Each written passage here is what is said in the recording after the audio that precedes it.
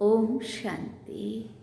बाबा good morning. आज बाबा के 26 अक्टूबर 2023 के महावाक्य हैं। बाबा ने सार में कहा, मीठे बच्चे, अभी घोर अंधियारा भयानक रात पूरी हो रही है। तुम्हें दिन में चलना है। ये ब्रह्मा के बेहद दिन और रात की ही कहानी है। बाबा ने प्रश्न पूछा, सेकंड में जीवन मुक्ति प्राप्त करने व हीरे तुल्य जीवन बनाने का आधार क्या है? तो बाबा ने उत्तर में कहा, सच्ची गीता, जो श्रीमद् भगवान वाच है। बाप तुम्हें सन्मुख जो डायरेक्शन दे रहे हैं, यही सच्ची गीता है, जिससे तुम्हें सेकंड में जीवन मुक्ति पद की प्राप्ति होती है। तुम हीरे तुल्य बनते हो। बाबा ने और एक प्रश्न पूछा, स्वर्ग के सुख घनेरे किस पुरुषार्थ के आधार से मिलते हैं?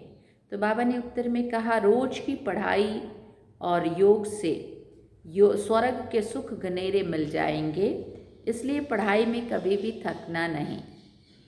बाप टीचर बनकर पढ़ा रहे हैं तो तुम अच्छे मार्क्स से पास होने का पुरुषार्थ करो।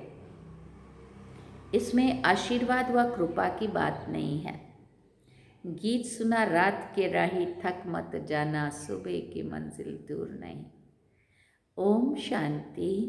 अभी ये गीत तुम बच्चों ने ही बनवाए हैं। ये तो फिल्म वालों ने बैठ बनवाए हैं। अर्थ तो कुछ भी नहीं समझते हैं। हर एक बात का यथार्थ अर्थ ना जानने से अनर्थ हो जाता है। गाते हैं, समझते कुछ भी नहीं है। अब तुम बच्चों को श्रीमत मिली हुई है। फिर बाबा ने पूछा, किसकी? भगवान की। भगवान को ही भक्त नहीं जानते हैं तो उन भक्तों की सद्गति कैसे हो सकती है? भक्तों का रक्षक है भगवान। रक्षा मांगते हैं तो ज़रूर कोई दुख है, कहीं ना कहीं से असुरक्षित है, तब तो सुरक्षा की रक्षा की बात करते हैं। हमारी रक्षा करो, बहुत गाते हैं, परंतु भगवान कौन है, किससे रक्षा करते हैं, वो ज़रा भी नहीं जानते हैं। भक्त अथवा बच्चे अपने बाप को ना जानने के कारण कितने दुखी हो पड़े हैं। अभी इनका अर्थ तुम बच्चे जानते हो। अभी है घोर अंधियारी भयानक रात, आधा कल्प की रात है। कोई भी विद्वान, आचार्य, पंडित नहीं जानते कि रात किसको कहा जाता है। यूँ तो ये जानवर भी जानते हैं रात सोने की, दिन जागने का होता है। चिड़ियाएँ भी रात को सो जाती है, सुबह होते ही उड़ने लगती हैं। वो दिन रात तो कॉमन है। ये ब्रह्मा की बेहद की रात और बेहद का दिन है। बेहद का दिन सत्युग त्रेता और रात द्वापर कलयुग। आधा आधा चाहिए ना। दिन की आयु 2500 वर्ष है। इस रात दिन का तो किसी को भी पता नहीं है। अभी तुम बच्चे जानते हो कि रात पूरी हो अर्थात 84 जन्म पूरे होते हैं, अथवा ड्रामा का चक्र पूरा होता है, फिर दिन शुरू होता है। रात को दिन और दिन को रात बनाने वाला कौन है, ये भी कोई नहीं जानता है। भगवान को ही नहीं जानते तो ये सब बातें कैसे जान सकते हैं? मनुष्य पूजा करते हैं परंतु समझते नहीं है कि ये कौन है जिसकी हम पूजा करते हैं। बाप बैठ समझाते, पहली पहली मुख्य बात है गीता को खंडन करने की। कहते हैं श्रीमद् भगवत गीता, गीता का पति है भगवान, ना कि कोई मनुष्य। ब्रह्मा विष्णु शंकर को देवता कहा जाता है और सत्युग के मनुष्य को देवताई गुणों वाला कहा जाता है। दैवी धर्म वाले श्रेष्ठाचार्यों को देवताई गुणों वाले कहते हैं। भारत में मनुष्य श्रेष्ठाचारी थे, वही फिर आसुरी गुण वाले बन पड़े हैं। मुख्य धर्मशास्त्र 4 हैं और कोई भी शास्त्र धर्मशास्त्र है नहीं। अगर हैं तो भी बहुत छोटे छोटे मठ स्थापन किए हैं, जैसे सन्यासियों का मठ, बौद्धियों का मठ। बुद्ध ने बौद्धि धर्म स्थापन किया, वो कहेंगे हमारा फलाना धर्मशास्त्र है। अब भारतवासियों का धर्मशास्त्र है एक, सत्युगी देवी देवता धर्म का शास्त्र है एक। उनको श्रीमद् भगवत गीता कहा जाता है। गीता माता उनका रचयिता है परमपिता परमात्मा। श्री कृष्ण की आत्मा अथवा 84 जन्म पूरे करना, श्री कृष्ण की आत्मा जब 84 जन्म पूरे करती है तब फिर गीता के भगवान ज्ञान का सागर परमपिता परमात्मा से सहज राजयोग और ज्ञान सीखकर ऊंच पद पाती है। ऐसे ऊंचते ऊंच धर्मशास्त्र को खंडन कर दिया है, जिस कारण भारत कौड़ी तुल्य बना है। ये भी ड्रामा में एक जो भूल है, बहुत बड़ी भूल है, जो गीता को ही खंडन कर दिया है। बाप अब जो सच्ची गीता सुना रहे हैं वो निकलनी चाहिए। सच्ची गीता गवर्नमेंट को भी छपानी चाहिए। ये है श्रीमद् भगवान उवाच। बच्चों प्रति बाप डायरेक्शन देते हैं, अच्छी रीति लिखना चाहिए शॉर्ट में। तुम जानते हो सच्ची गीता से सेकंड में जीवन मुक्ति मिल जाती है। बाप का बनकर बाप से वर्षा लेना है। बीज झाड़ और ड्रामा के चक्र को समझाना है। गाते भी हैं सतयुग आदि सत्य है भी सत्य। सतयुग आदि सत्य है भी सत्य, होसी भी सत्य। झाड़ को जानना भी सहज है, इनका बीज ऊपर में है। ये वैरायटी धर्मों का झाड़ है, इसमें सब आ गए। बाकी छोटी छोटी टालियाँ तो अथाह हैं, मठ पंथ बहुत हैं। भारत का आदि सनातन देवी देवता धर्म है। फिर बाबा ने पूछा वो किसने स्थापन किया? भगवान ने, वो कोई मनुष्य ने नहीं किया। श्री कृष्ण तो दैवी गुणों वाला मनुष्य था, वो 84 जन्म पूरे कर अब अंतिम जन्म में है। सूर्यवंशी, चंद्रवंशी, वैश्यवंशी बनते बनते कलाएं कम होती जाती हैं। सूर्यवंशी राजधानी जो सतयुग में श्रेष्ठाचारी थी, सो कलयुग में अब भ्रष्टाचारी है। अब फिर श्रेष्ठाचारी बन रही है। तुम्हारी बुद्धि में है कि ऊंचते ऊंच पार्ट किसका होगा? बाबा पूछ रहे, तुम्हारी बुद्धि में है ये बात कि ऊंचते ऊंच पार्ट किसका होगा? अभी तुम जान गए हो, मुख्य है शिवाय नमः, ऊंचते ऊंच पार्टधारी। जो उसकी महिमा है वो ब्रह्मा विष्णु शंकर के लिए नहीं गा सकेंगे। प्रेसिडेंट की महिमा प्राइम मिनिस्टर को अथवा कोई और को देंगे क्या? नहीं, अलग अलग टाइटल है ना, सभी तो एक हो नहीं सकते। तुम बच्चों को अभी बुद्धि मिली है। तुम जानते हो क्राइस्ट को भी अपना क्रिश्चियन धर्म स्थापन करने का पार्ट मिला हुआ है।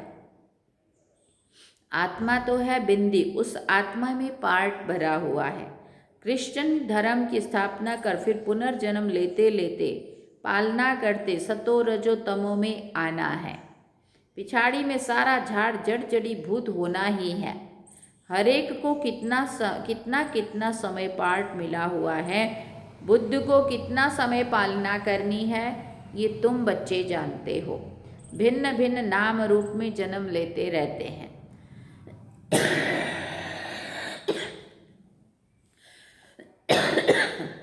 फिर बाबा ने कहा, अभी भिन्न भिन्न नाम रूप से जन्म लेते रहते हैं। अभी बाबा तुम्हारी कितनी विशाल बुद्धि बनाते हैं, परंतु कोई तो शिव बाबा को भी याद नहीं कर सकते। बेहद का बाप बेहद स्वर्ग का वर्षा देते हैं, ये भी तुम समझा नहीं सकते। बाबा ने बहुत बारी समझाया है। आत्मा में अविनाशी पार्ट नूंधा हुआ है। एक शरीर छोड़ फिर दूसरा लेना है, कितनी गुहिया बातें हैं समझने की। जो स्कूल में रोज पढ़ते होंगे वही समझेंगे। कोई तो चलते चलते थक जाते हैं। गाते भी हैं तो माता पिता हम बालक तेरे। बाबा कहते हैं हम तुमको स्वर्ग के सुख गनेरे देने का पुरुषार्थ करा रहे हैं। तुम थक नहीं जाना। इतनी ऊंचते ऊंच पढ़ाई पढ़ना तुम छोड़ देते हो। कोई तो पढ़ाई छोड़ फिर विकार में भी चले जाते हैं, जैसे का तैसा बन जाते हैं। चलते चलते गिर पड़ेंगे तो और क्या होगा। भले वहाँ सुख में है, परंतु पद में तो फर्क है ना। यहाँ सब दुखी है, वहाँ राजा प्रजा सबको सुख है, फिर भी पद तो ऊंच लेना चाहिए ना। हाँ, भले बाबा ने कहा भले सुखी तो सब है, पर मर्तबे में पद में तो फर्क रहेगा ना ऊंच नीच का। पढ़ाई छोड़ दी तो माता पिता कहेंगे तुम तो लायक नहीं हो। फिर बाबा ने कहा बाप से स्वर्ग का वर्षा लेते लेते कई बच्चे थक जाते हैं, चलते चलते माया वार कर लेती है, फिर लौट जाते हैं। जो जमा किया वो फिर ना हो जाता है।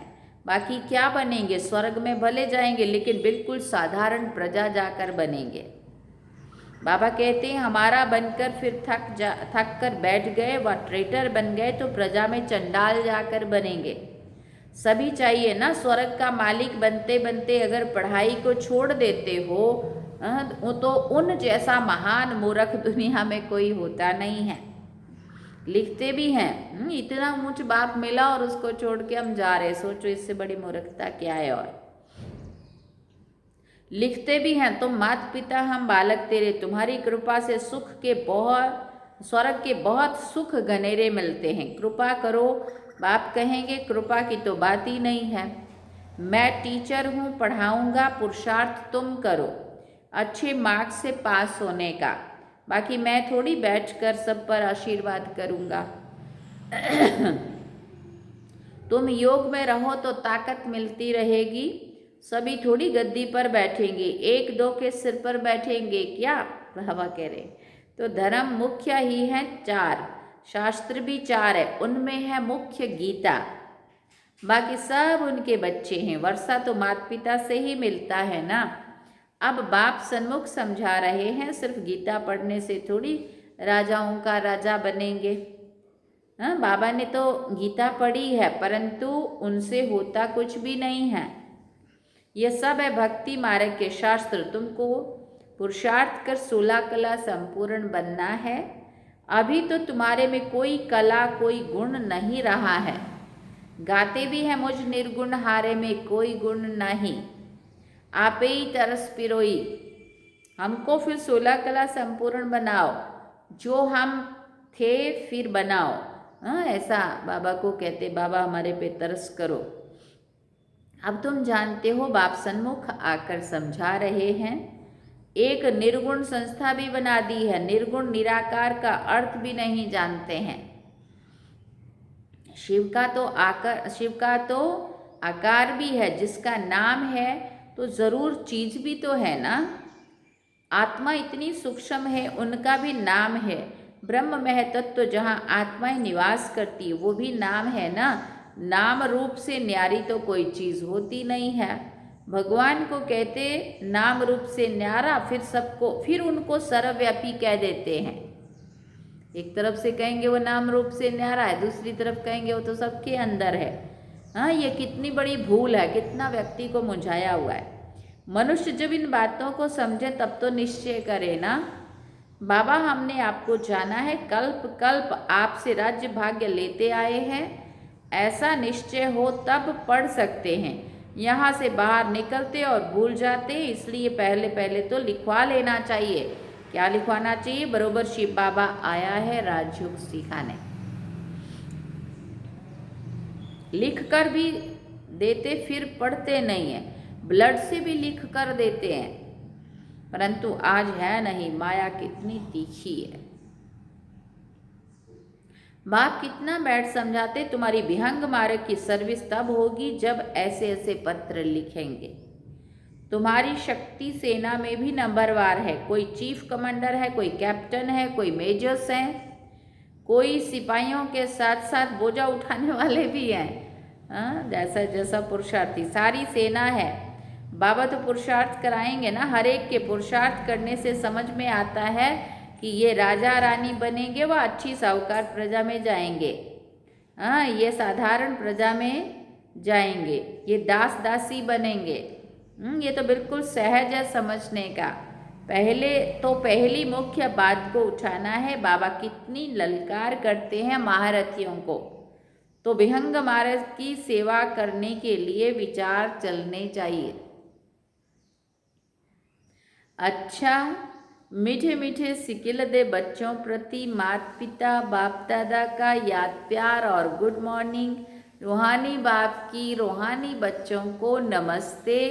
हम रूहानी बच्चों की रूहानी माता पिता बाप दादा को दिलवा जान सिकवा प्रेम से याद प्यार गुड मॉर्निंग नमस्ते। थैंक यू बाबा, शुक्रिया बाबा।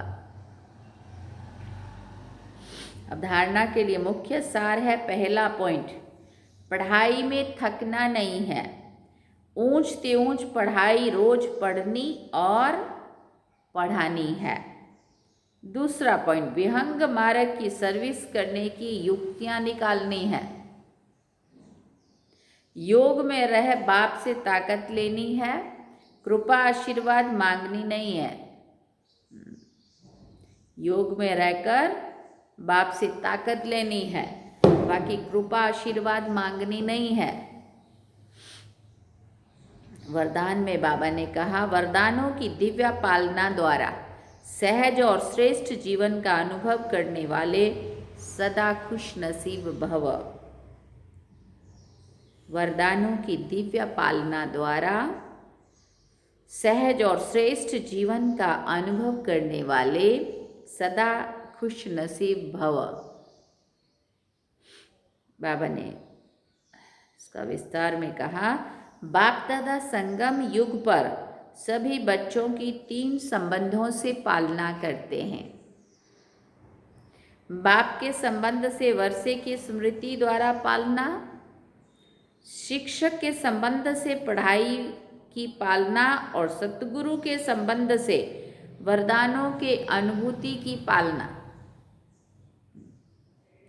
एक ही समय पर सबको मिल रही है। इसी दिव्य पालना द्वारा सहज और श्रेष्ठ जीवन का अनुभव करते रहो। मेहनत और मुश्किल शब्द भी समाप्त हो जाए तब कहेंगे खुश नसीब। स्लोगन में बाबा ने कहा, बाप के साथ साथ सर्व आत्माओं के स्नेही बनना ही सच्ची सद्भावना है। बाबा को तो सभी प्यार करते हैं और सभी प्यार करेंगे और बोलते भी सभी हैं। बाबा को हम बहुत प्यार करते हैं, परंतु बाबा के साथ साथ बाबा की रचना, बाबा का बनाया हुआ यह संसार, उन सभी आत्माओं के साथ भी उतना ही स्नेह प्यार हो, है ना। तो बाबा ने कहा, बाप के साथ साथ सर्व आत्माओं के स्नेही बनना ही सच्ची सद्भावना है। अच्छा, ओम शांति। सार में बाबा ने कहा, मीठे बच्चे, अभी घोर अंधियारा, भयानक रात पूरी हो रही है। तुम्हें दिन में चलना है। ये ब्रह्मा के बेहद दिन और रात की ही कहानी है। और गीत क्या सुना, रात के राही थक मत जाना, सुबह की मंजिल दूर नहीं। तो ये हैं आज के बाबा के महावाक्य जो हम सभी ने सुने।